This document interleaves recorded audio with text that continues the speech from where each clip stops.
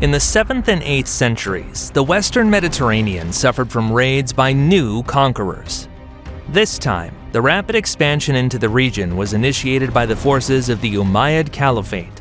This Muslim state was conquering new territories and peoples. The armies of the Umayyads were particularly successful in advancing into Africa, where they conquered the North African coast west of Libya, Central and Western Sahara, and the territory of modern-day Morocco. These lands later became known as the Maghreb under Muslim rule. Local nomadic and warlike Berber tribes, including the Tuaregs, quickly embraced Islam and bolstered the Umayyad forces. This occurred because Muslim clerics promised wealth in war and eternal happiness to those who died in the holy war against the unbelievers. The rapid advance of Muslim conquerors through the African Mediterranean can also be explained by the serious crisis in the Byzantine Empire during the 7th century. Palace coups, civil wars, and religious conflicts marked this period. Additionally, the once mighty Byzantium was significantly weakened by the aftermath of the Justinianic plague, which caused the death of 25 to 40% of the Mediterranean population. The kingdom of the Visigoths on the Iberian Peninsula also declined significantly. Within this state, tensions persisted between the Visigoths and the native Romanized population. The Visigoths comprised about 6% of the kingdom's population, but held the majority of noble positions and key offices. Additionally, laws discriminating against the Romanized Iberians were only repealed in the 7th century. However, during this time, Visigothic kings also pursued policies to enslave large amounts of peasants, most of whom were from the native population. The nobility of the Visigothic kingdom engaged in fierce internal struggles for land and political influence. Kings themselves often fell victim to plots and intrigues by noble factions, sometimes being poisoned or killed by rival families. It's no wonder that the Fifth Council of Toledo enacted laws, with the first 5 points aimed at protecting the king and his family. During the 7th and 8th centuries, most Visigothic kings pursued a consistent anti-Jewish policy, which not only reduced potential state revenues from international trade, but also pushed Jews to align with future conquerors from the south. In 694, Jews were even declared slaves of the king, and their property and children were confiscated. In 709, Roderick ascended to the Visigothic throne. However, he faced opposition from the sons of the former king Witiza and a nobility hostile to the new king. The rebellion was quelled, but the insurgents were not completely defeated. It's likely that Witiza's sons retained full control over their lands in the eastern part of the Iberian Peninsula, and only acknowledged the nominal authority of the new king. During this civil war in the Visigothic kingdom, a small Arab contingent of up to 500 men crossed the Strait of Gibraltar and raided the southern coast of Spain. The lack of significant military resistance and the wealth captured spurred the Umayyads to launch a larger invasion. In April 711, the Arab governor of Tangier, Tariq ibn Ziyad, landed in the south of the Iberian Peninsula. The Muslim forces numbered between 10,000 to 12,000 warriors, mostly Berbers. King Roderick decided to confront the invaders in the south of his realm with an army estimated between 10,000 to 20,000 soldiers. In the Battle of Guadaleta, the Visigothic army was completely defeated. Christian and Arabic chronicles attribute various reasons for this defeat, including betrayal by Visigothic nobility, particularly Witiza's sons. Nevertheless, the defeat was decisive, as King Roderick and much of the Visigothic aristocracy and warriors perished. Exploiting the vacuum of power, the Umayyads seized the largest cities in southern Spain through assaults, sieges, or negotiations. By 713, cities such as Malaga, Seville, Merida, Granada, and Cordoba were captured, and Muslims began the conquest of the central and eastern parts of the Iberian Peninsula. The conquest was marked by the usual plunder, looting, violence, assaults, and killings typical of that era. In 714, a Muslim army of 20,000 soldiers led by Musa ibn Nusair arrived in the Iberian lands. Musa, who was the nominal leader of Tariq, led Arab-Berber armies to conquer Leon, Guadalajara, Zaragoza, and Tarragona, and conducted several campaigns into the lands of the Basques and Asturians. Consequently, virtually the entire Iberian Peninsula came under the rule of the Umayyad Caliphate. Interestingly, the administrative center for these territories was located in North Africa, where the Muslim conquest had originated. The conquered lands of future Spain and Portugal were given the Arabic name Al-Andalus by the Arabs. However, in the mountainous and rainy north, resistance to the Muslim conquerors was led by the Basques and Romanized Asturians. It was on the lands of the latter that the Kingdom of Asturias was founded, with its first ruler being Pelagius, a former warrior under Roderick. Through diplomacy and marriage alliances, the Visigothic aristocrat forged a strong coalition of northern Iberian inhabitants and began the Reconquista, the process of reconquering the lands conquered by the Muslims. In 722, the small resistance forces led by Pelagius defeated a much larger Arab contingent in the Battle of Covadonga. While not strategically significant in terms of territory gained, this battle boosted the morale of the Asturians and inspired them to continue their resistance. For a time, one region of Muslim-conquered Spain stood out significantly. The Visigothic nobleman Theodemir mounted strong resistance against the advance of Umayyad forces in Murcia. Unable to overcome Theodemir by force, the Muslims offered him the opportunity to retain his authority and become their vassal under terms that granted extensive autonomy. Essentially, this territory became a Visigothic vassal mini-state with its own customs and rights, paying a small tax to the conquerors and recognizing their suzerainty. However, after Theodemir's death and the establishment of the independent Cordoban Caliphate, Abd ar-Rahman I annulled the previous agreements. He transformed these lands into his own possessions, introducing corresponding negative changes for the local Christians.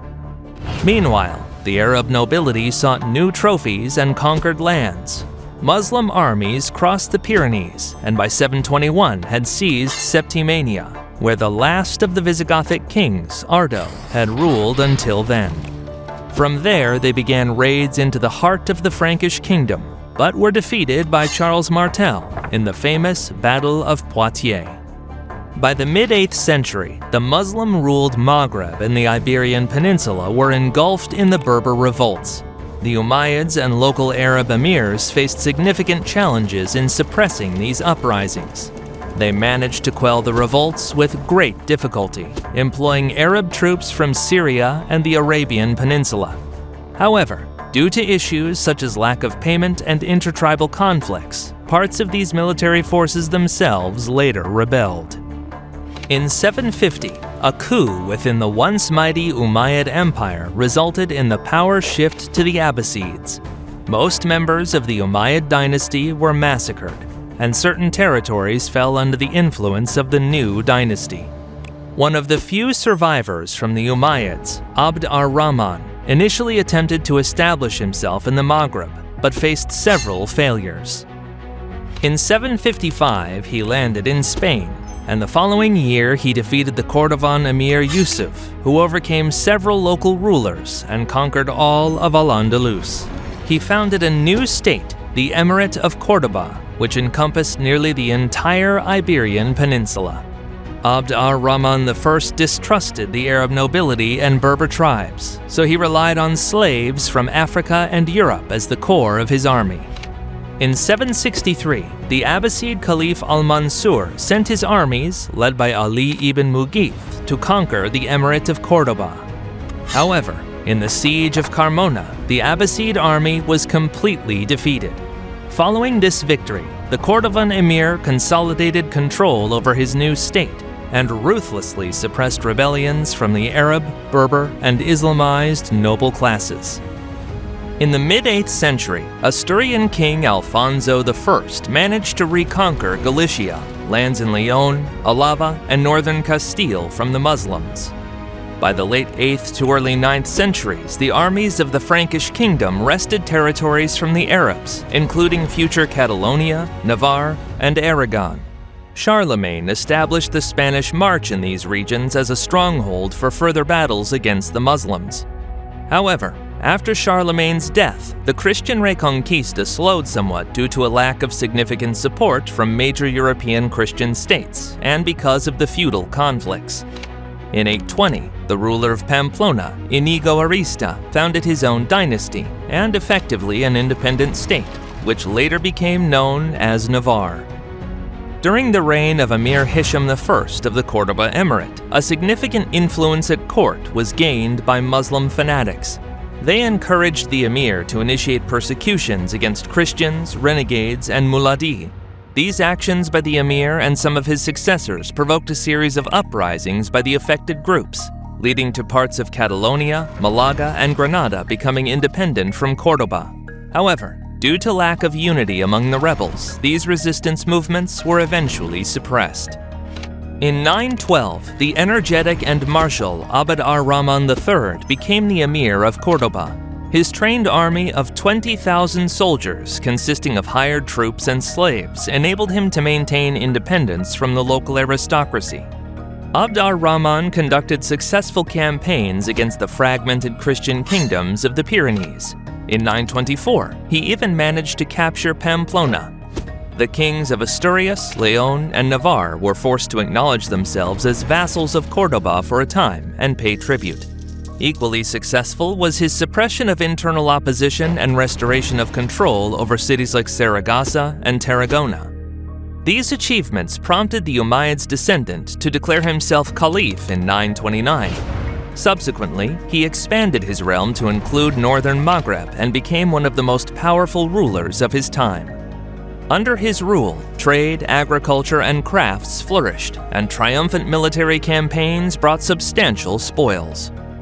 As a result, Abd ar-Rahman's treasury reportedly held up to 6 million silver dirhams, a sum that was extraordinary for the era and far exceeded the budget of any other European country except Byzantium.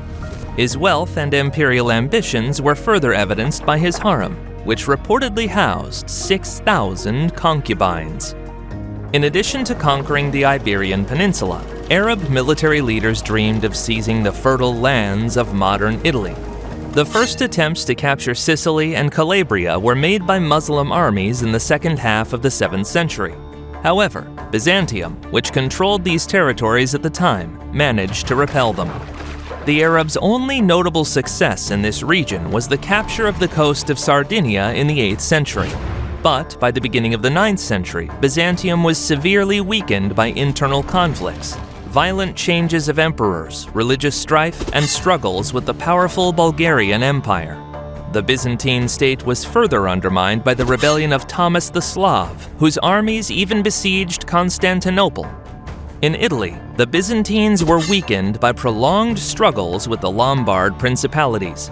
Arab military commanders took advantage of this weakness and continued their pressure from the Near East and North Africa. In 826, a rebellion erupted in Sicily, led by the Byzantine fleet commander Euphemius, who sought assistance from the emir of Ifriqiya, Ziyadat Allah. Leading the Arab army that invaded Sicily was the formidable Asad ibn al-Furat. In the following year, Asad ibn al-Furat landed in Sicily with a 13,000-strong army and began defeating the small Byzantine garrisons. By 831, he had managed to conquer half of Sicily and capture its largest city, Palermo. From 840 to 847, the Arabs further succeeded in conquering Calabria and Apulia, establishing their rule and order there. From these bases, they launched plundering expeditions along the Adriatic coast and into central Italy. However, internal conflicts within the Ifriqiyan Emirate slowed the arrival of new Muslim armies, allowing Byzantium to push Muslim rulers out of the southern Italian peninsula by 880. Despite this, by 902, Arab forces managed to occupy the entire island of Sicily, where pockets of Byzantine resistance still took place. At the beginning of the 10th century, Muslims briefly regained control over Bari and Taranto. However, Besides Byzantines, they also faced opposition from the armies of the Holy Roman Emperors. That's why this confrontation on the mainland of Italy ended in victory for the Christians. Meanwhile, Sicily briefly came under the rule of the Fatimids. However, in the mid-10th century, the Fatimid commander Al-Hasan ibn Ali al-Kalbi rebelled, established his own dynasty, and founded a new state, the Emirate of Sicily. The Arab conquest of the Visigothic kingdom and Sicily was accompanied by changes in the economy and social structure. Muslims held dominant positions in these regions. In Al-Andalus, the most privileged were Arab nobility and warriors, who owned nearly 80% of the fertile lands, predominantly located in the south. Berbers were mostly allocated dry and mountainous areas unsuitable for agriculture. There, they continued to engage in pastoralism, often using the labor of local enslaved peasants. However, by the end of the 8th century, nearly 80% of the entire population consisted of local Christian inhabitants who had practically lost all their land. Most Muslim rulers of Al-Andalus pursued a policy of gradual Islamization. Christians were allowed to retain their religion and most of their sacred places, but a number of the largest churches were converted into mosques. The death penalty was prescribed for spreading Christian or Jewish teachings, books, or agitation among Muslims. Christians were compelled to pay relatively high taxes, which could amount to up to 70% of their income, although typically it ranged from 25 to 40%. The primary state tax for Christians was the kharaj, a tax on land and property. Another major tax was the jizya, a poll tax paid by Christian men in order to not be killed or enslaved. According to local Muslim laws, serfdom was abolished, but peasants remained judicially and partially personally dependent on Muslim nobility. Besides state taxes, peasants were obligated to perform duties for Muslim aristocrats and the state, and also surrender 30 to 70% of their harvest collected from plantations belonging to Islamic nobility. Urban and rural Christian communities enjoyed a degree of autonomy and had their own courts of lowest jurisdiction. However, if either the victim or the offender was Muslim, or if the case involved murder, religious agitation, or other serious offenses, it would be transferred to a Muslim judge, a qadi. In such courts, the testimony of a Muslim witness legally held more weight than that of many Christians. It was evident that penalties for harm inflicted upon Muslims were significantly harsher. Similar systems and laws were also implemented in Sicily, where most rulers tolerated Christianity in exchange for high taxes. However, during the Fatimid rule, Sicilian Christians faced persecution and were forbidden from conducting services or otherwise declaring their religious identity. The status of slaves underwent significant changes as Islam prohibited slavery for Muslims. Consequently, many slaves in the Visigothic kingdom converted to Islam and gained their freedom. In contrast, conquerors enslaved prisoners of war and residents of regions that resisted. Often, this fate also befell relatives of rebels or women who appealed to Muslim conquerors. By the 10th century, tax, economic, and legal discrimination led to around 20% of Christians converting to Islam. These newly converted Muslims, who abandoned their ancestral faith, customs, and language, were called renegades. Among them, a significant portion belonged to the nobility, seeking to preserve their land holdings. Immediately after the Arab conquest, even the Bishop of Seville embraced Islam. Former Christians who adopted Islam but retained certain cultural traditions and their native language were known as muladi. Those Christians who kept their faith but adopted Arabic or a mixed language were called Mozarabs. Sometimes this term also referred to children of a Muslim and a Christian woman, or to the entire Christian population of Al-Andalus. In the conquered lands of future Spain and Portugal by Muslims, Jews held a unique position. On one hand, they also paid the kharaj and jizya taxes, but on the other, their entire property was protected, and they received certain tax privileges. Jews, Arab merchants, and former Christians constituted the majority of the population in the largest cities of Al-Andalus. These groups engaged in crafts and trade, which flourished during the time of the Cordoban Caliphate. Local merchants traveled along routes that stretched as far as Kiev, Scandinavia, London, Byzantium, the Middle East, and Africa. During this period, the Cordoban Caliphate became a trading hub for all of Western and Central Europe. Ships arrived from the north laden with timber, furs, fish, walrus tusks, and precious stones. From the east came spices, slaves, Damascus steel products, and silk fabrics. Major exports included glass and metal products, ceramics, citrus fruits, ships, olive oil, and textiles. The dynamic development of trade and craftsmanship contributed to the rapid growth of cities. By the 10th century, Cordoba and some cities within this state ranked among the largest cities in Europe. The economic prosperity, patronage of certain rulers, and cultural religious diversity fostered the development of science and Muslim theology in Al-Andalus. Under the rule of Caliph Al-Hakam II, the Cordoba Library became the richest in Europe, housing around 400,000 books and manuscripts. Prominent Muslim scholars such as Ibn Abd Rabi, al-Razi, and Ibn al-Qutiyya worked in Al-Andalus during this period. The wealth of Muslim rulers allowed them to construct lavish palaces and magnificent mosques in the Moorish style. Architectural gems of this era include the Medina Azahara Palace complex and the main mosque of Cordoba. The conquests by Islamic armies in southern Europe occurred during the decline of the early medieval states. The Umayyad Caliphate successfully captured nearly all of the territory of modern-day Spain and Portugal. Later, Arab commanders also seized parts of southern Italy. The conquerors brought their culture, customs, and governance to these lands.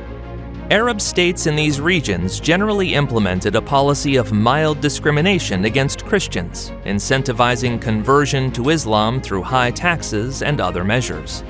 However, local Christian resistance persisted and eventually grew into the Reconquista, which ultimately led to the downfall of the Muslim states in these territories.